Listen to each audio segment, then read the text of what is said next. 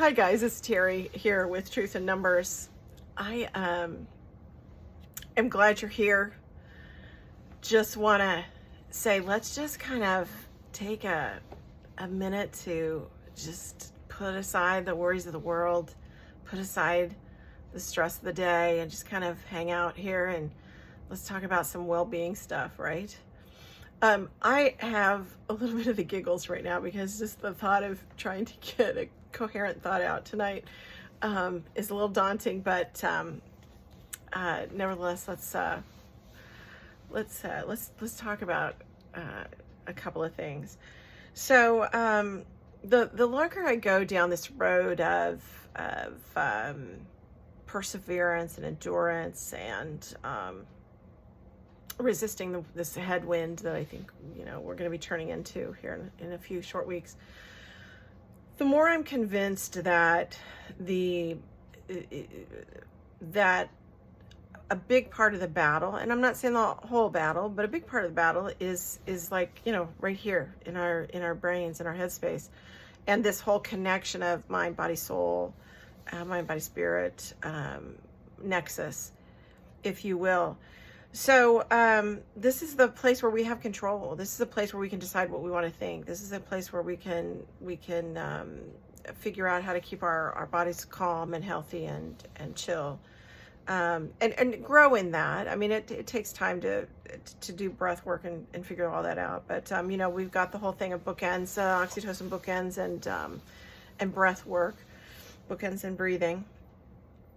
And I wanted to talk about another discipline, if you will, today. But before we get there, I was thinking of course, I think in buckets, So two buckets, not the only buckets, but let's talk about two buckets. And one of them is this volatility, the chaos agents, and we can't make enough angry white guys to stay in power.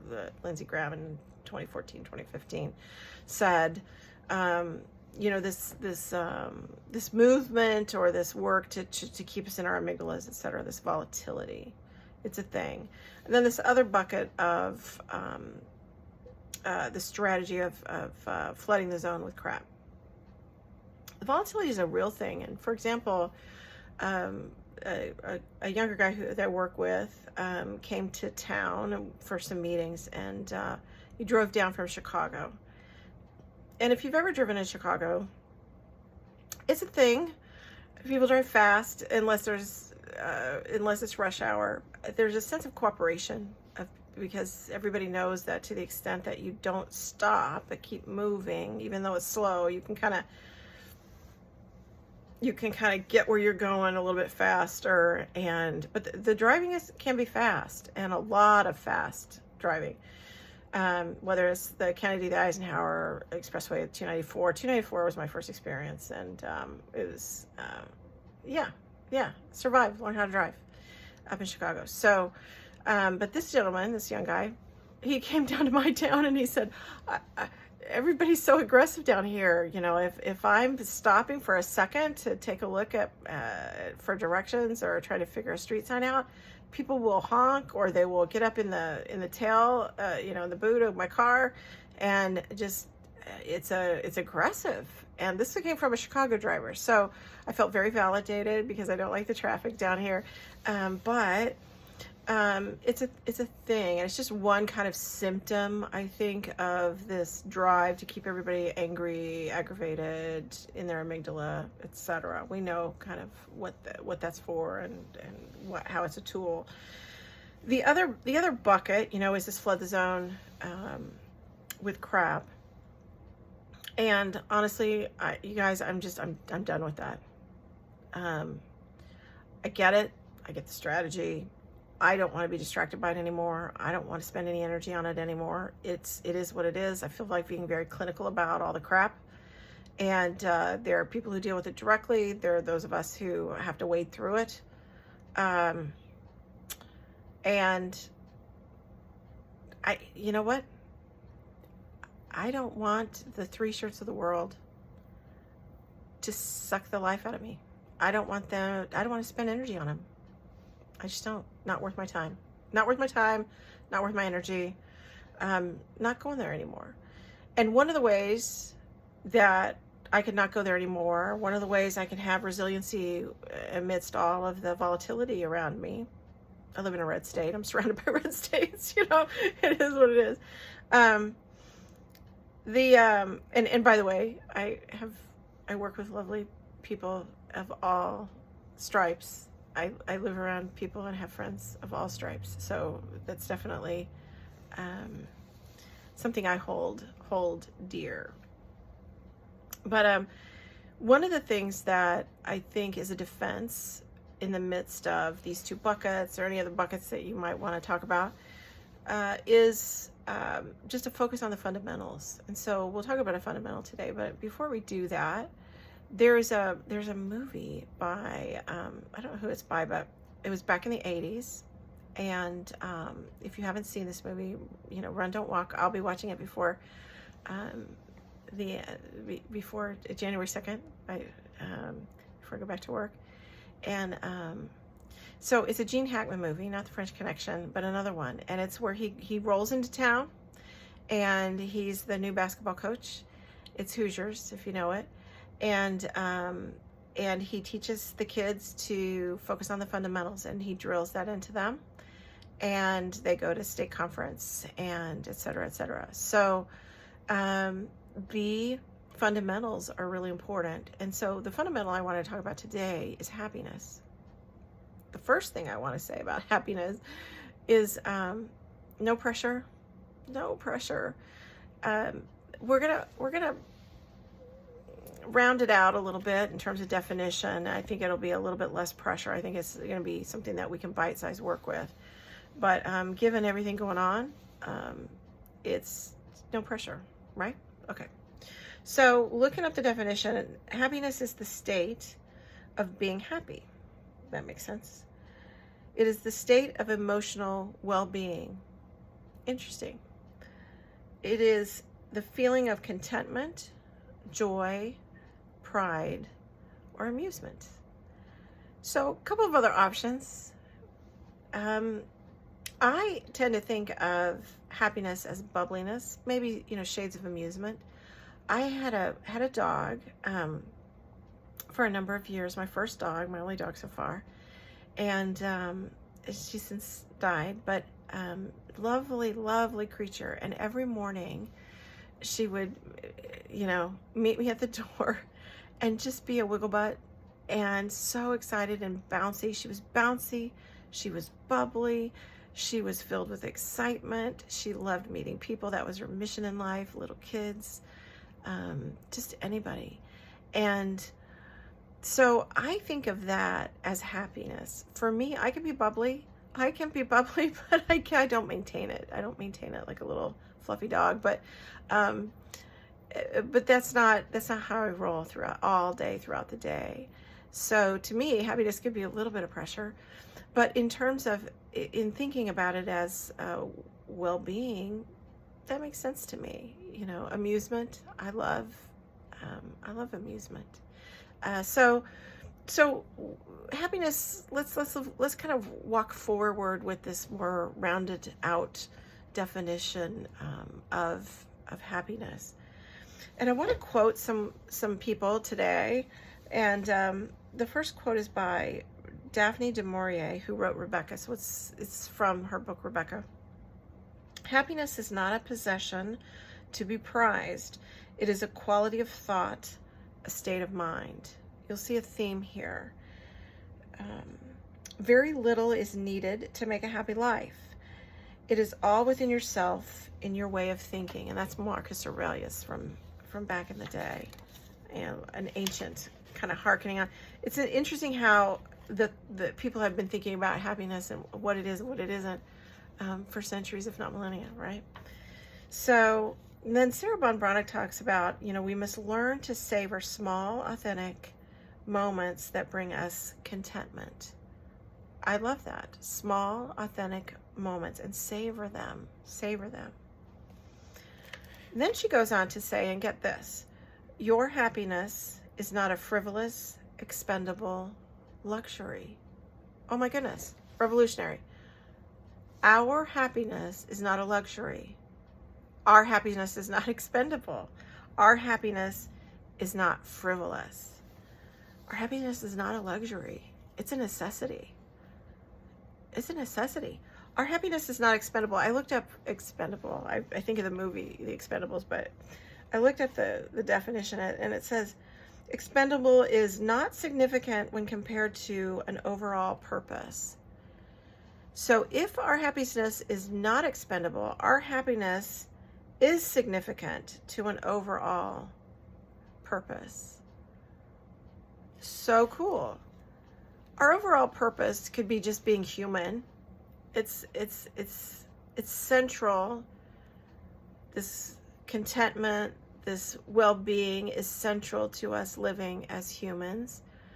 If we look at the context of the United States today, it is central to our purpose of surviving, but not just surviving, persevering, having well-being in the midst of persevering and enduring, having perseverance in the midst of grieving, because who knows what's going to happen.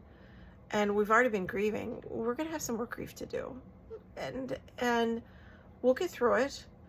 But this cultivation, this savoring of, how do you say it, authentic moments that bring us contentment, this is central to our purpose, not only as humans, but as people, as Americans in this season of our democracy. I love this.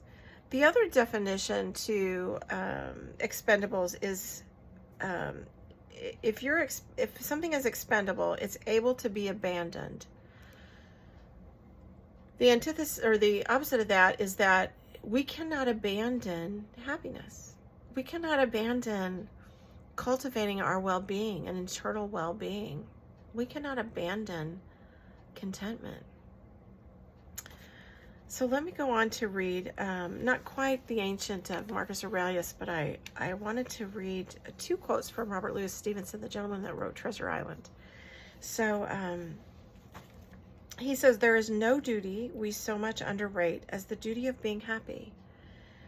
By being happy, we sow anonymous benefits upon the world." And then he also, his second quote is, "The habit of being happy enables one to be freed, or largely freed, from the domination of outward conditions." So these are thoughtful people over the centuries who realize that there is a difference between what goes on in the outward conditions of our lives and what goes on in the inner landscape of our lives.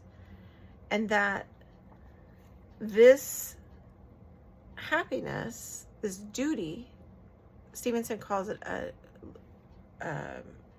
a duty, and he also calls it a habit. So let's talk about the habit. And von Bronick, Sarah von Bronick, last week I talked about her book, Simple Abundance, and I'm still kind of digging around in there a little bit. I probably will for a while. But one of her quotes is, "Genuine happiness can only be realized once we commit to making it a personal priority in our lives." So making it a habit, making it a personal priority, whether that's a gratitude list or some other kind of practice that we get into. Last week, I talked about a couple of suggestions that she had in her book, and one of them was to put some photos up on the refrigerator with magnets, or get a bulletin board and put up. One of them was an example of a receipt of an auto repair that didn't cost as much as expected. Could be concert tickets, movie tickets, all kinds of things that we tend to save over our time. But I think in this season, I was able to find a really cool box at a flea market, and it's an old wooden box. I think like vintagey, not necessarily antique. And I've already put 2 things in it. I haven't gone to town yet, but I have some time off here in a week, and should be able to, kind of contribute to it and get a little bit of a start to it. But 2 different things that make me really happy. Good memory, and then another one is my neighbor's Christmas card is just a hoot, and it would be fun to explain it to you, but just wacky Christmas cards every year, and so I put this year's Christmas card in there, their postcard. And if you had any idea of what they do with their Christmas cards, it's just, anyway, it's amazing. So anyway, these two things that just bring smiles to me. So that's a good start, right? So this is a personal priority that we can have, and it's important to have. And let me quote you. Let me share this one quote with you, this last quote. Happiness, and this is, happiness is like a butterfly. Let me pull this up so I can read it. So I can read it, you guys, sorry. Happiness is like a butterfly, which, when pursued, is always beyond our grasp. But if you will sit down quietly, it may alight upon you. So true. Because to savor authentic moments, we have to have some stillness. We can't be running around with a net trying to catch some happiness. We have to sit down and be quiet. We have to, Marcus Aurelius is talking about thinking. He was in that mindset. And Von Bronick talks about, cultivating this inner landscape, etc. So, personal priority, habit, duty, even. But how can we practically go there? And that's where I'll show this book to you. It's by Dr. Daniel Amen. He's got a new book out called You Happier. That was interesting. So he's an MD. He's the gentleman who does a lot of brain scans on people and improves folks' brains. He's been doing it for years. It's pretty cool stuff. He's identified 5 brain types, and then he maps them to the different things that make each of the brain types happy. So the brain types are balanced, spontaneous, persistent brain type, sensitive brain type, and cautious. 5 different types. So I kind of want to just kind of go through a couple of the practical actions that people can have for a couple of these brain types. So the first one is balanced brain type.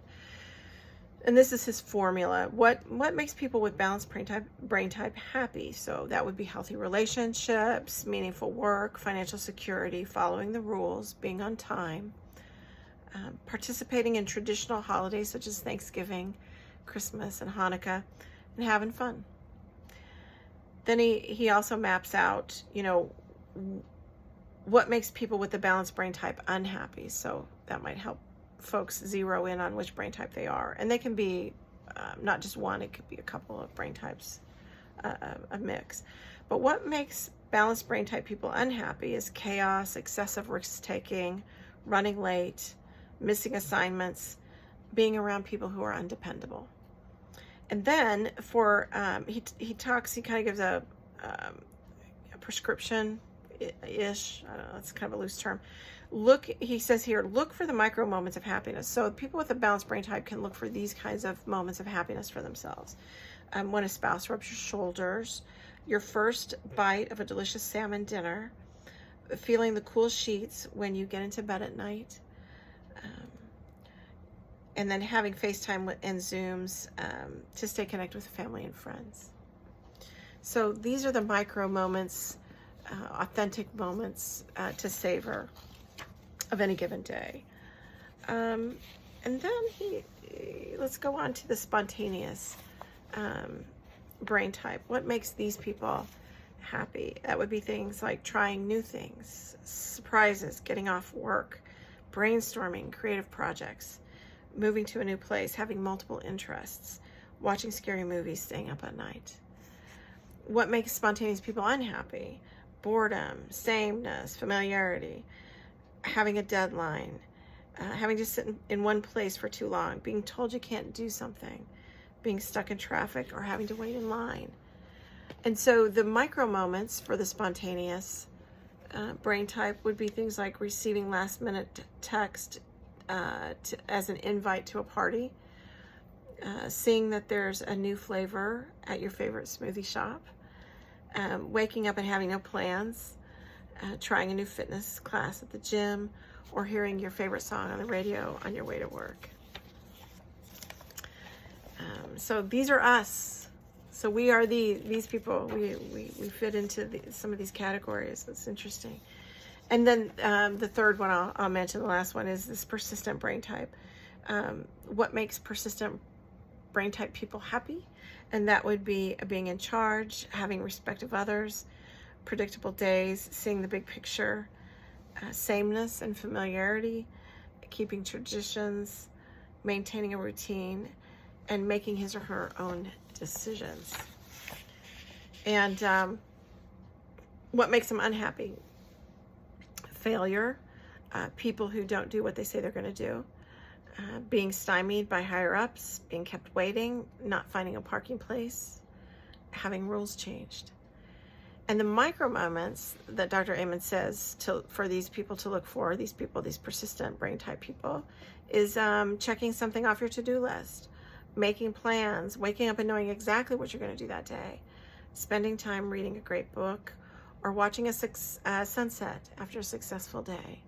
So you kind of get the picture. There's sensitive and cautious brain types that follow, but I won't go into those. So some practical things to look for, to take note of, to pay attention to savor in each day. And just as a reminder that we're all different, and so our list of gratitudes is going to look different. The things that we savor are going to look different, because we're all different, right? So in closing, I was just thinking, we're going to be cultivating at our core. We're to develop this steadiness, this perseverance, this endurance, and to have measures of flourishing in the stresses of what's coming. By doing this work now, I can focus on this. I'll just speak for myself, but I can focus on this and let the fear, I'll deal with the fear later. Okay, I'm gonna focus on this, because this is gonna help me deal with the fear, any fear that comes down later, or the grieving. That's gonna be part of it too, probably. This work, this cultivation, this happiness, this cultivating well-being is central to our purposes, both as individual humans, but also as defenders of democracy. And we're not to abandon this. This is something that is really important to who we are, the core of who we are. It's something that we, if we prioritize it in our lives, it doesn't have to take a lot of time, but that could be a sunset. There was an amazing moon on my drive home tonight. It was a pitch black night, and the moon wasn't quite sepia. It was brighter than a sepia. It was a little bit yellower than a sepia. But it was magnificent and huge and beautiful. So just, it can be on a drive home, it could be on a walk, it could be in a conversation. We all get this, we all understand it. It's prioritizing this in our lives, and then savoring these small moments. I think of scripture where and there's also a song to it that Mamas and Papas, I believe, came out with a song in the 60s or 70s about with every season, there's a season for everything under the sun, under heaven. There's a time for everything under heaven, and there is a time to be born, and there's a time to die.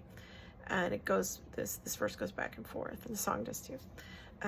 But what I would say is that there is this dichotomy where it talks about there's a time to scatter stones and there's a time to gather stones together. I think of these micro moments. I think of these authentic moments that we savor. I think of those as gathering stones, putting them in our box, our mental box, our physical box, whatever that is, gathering these stones together so that we are cultivating this contentment and cultivating this well-being, regardless of, what did Robert Louis Stevenson say? Let me look at my quote. Regardless of the domination of outward conditions. And you know what, guys? Domination is a very timely word for us right now. It's kind of kismet that's in this quote, that he used this word in this quote, you know, so many years ago. We can have well-being. It is necessary and essential for us to have this well-being on the inside, regardless of external outward conditions. I guess I just want to encourage folks to be mindful of this. Gather the stones when you can. Keep an eye out for them. And I hope that we all need baskets and boxes for all, metaphorical, for all these stones that we gather. This will keep us strong. This will keep us balanced. And this is good for us. So as with every video, keep what you like, as we say, leave the rest. Let's take really good care of ourselves out there, and let's rest, right? Let's rest. Hopefully we all get a little bit of time off during the holidays. I know that's not always the case, but I hate to leave you guys. I think so highly of all of you, and yeah, I think really highly of you, and it's a privilege to give you a shout out. So we will see you next time. You guys take care. We'll do that over here on this end too. Bye now.